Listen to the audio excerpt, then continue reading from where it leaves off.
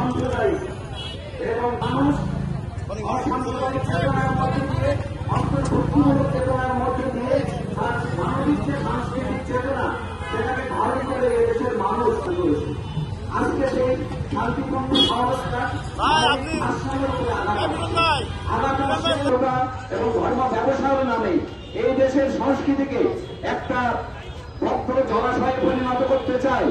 এই দেশ বাংলাদেশের মানুষ ধর্মভীরু, কিন্তু বাংলাদেশের মানুষ সাম্প্রদায়িক নয়।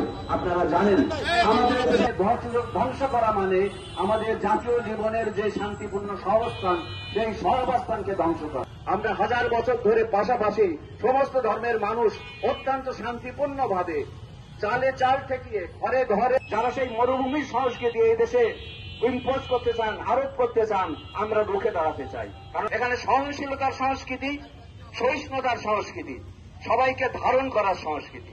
আজ আমরা যেখানে দাঁড়িয়েছি, যশোর মানুষগুলো এখানে প্রতিবাদে দাঁড়িয়েছে। কাজেই এই চেতনা যাতে আমরা আরো শানিত করতে পারি এবং একটা ধর্মান্ধতার যে সেই সংস্কৃতিকে আমরা যেন ধরে রাখতে পারি।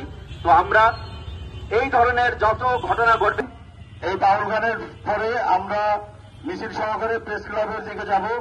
প্রিয় বন্ধু, এখানে সমবেত হয়েছি বাউলদের উপর যে হামলা হয়েছে মানিকগঞ্জে, আমরা তার চাই।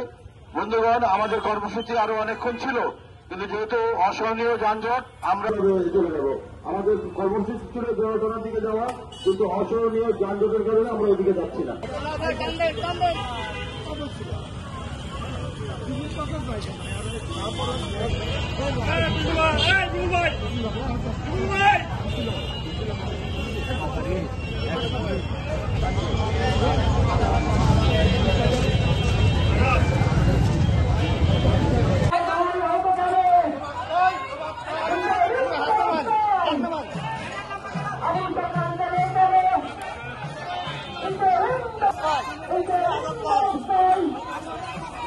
No.